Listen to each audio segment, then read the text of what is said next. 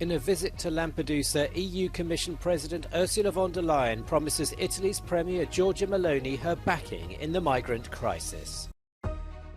A show of solidarity. Following the collapse of two dams in the Libyan city of Derna on Monday, residents from nearby cities are volunteering their support. Seeing for themselves at first hand the small boats abandoned in Lampedusa's Favaloro quay by migrants who've crossed from Africa.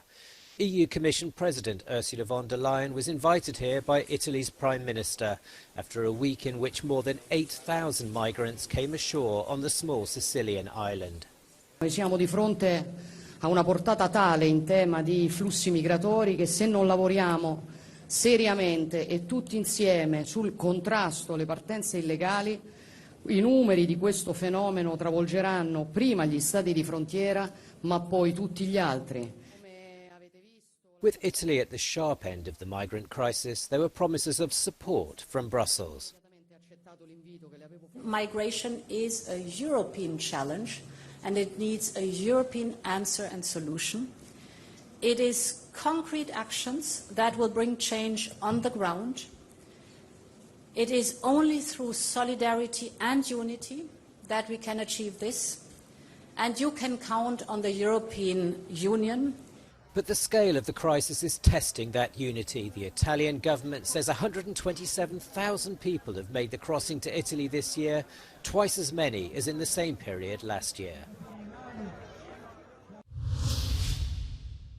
Derna, a port city in eastern Libya once famous for its lush gardens and canals, now in ruins. 1 week ago, two dams above the city burst due to heavy rains. More than 11,000 people are reported dead and 10,000 are still missing. Collective grief has morphed into a rallying cry for unity in a country blighted by 12 years of conflict and division. The oil-rich country is divided between the internationally recognised government in Tripoli and a rival authority in the east since 2014.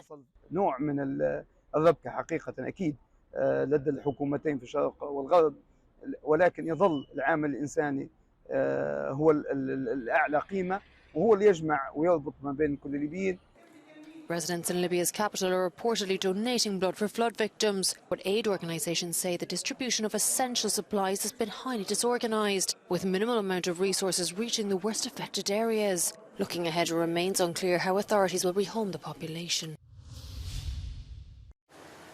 Poland has begun to enforce an EU ban on all Russian-registered passenger cars seeking to enter the country. It's the latest in a series of sanctions on Moscow in punishment for its war against Ukraine. Poland shares a land border with the Russian territory of Kaliningrad, an exclave separated from the Russian mainland. The move comes just days after the nearby Baltic states of Lithuania, Latvia and Estonia enforced similar bans. Dmitry Medvedev, the deputy head of Russia's Security Council, denounced the European Commission's move as racist. On Rusky Island in Russia's Far East, North Korean leader Kim Jong-un saw locally produced military equipment at the end of his 6-day visit. North Korean state media said its president's earlier meetings with Russian Defense Minister Sergei Shoigu had expanded the strategic and tactical coordination between the two countries. A band played as Kim Jong-un left for Pyongyang on his armoured train.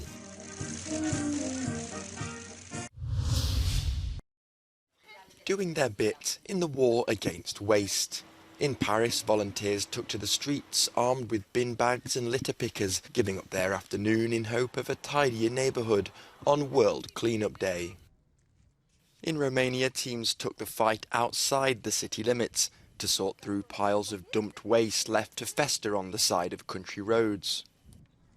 Am găsit tot ce este posibil, de la haine, telefon vechi din acela cu disc, am găsit manechine pentru haine, am găsit obiecte sanitare foarte multe, din păcate aruncă molozul după construcții, din câte am observat, foarte mult plastic, foarte multă sticlă.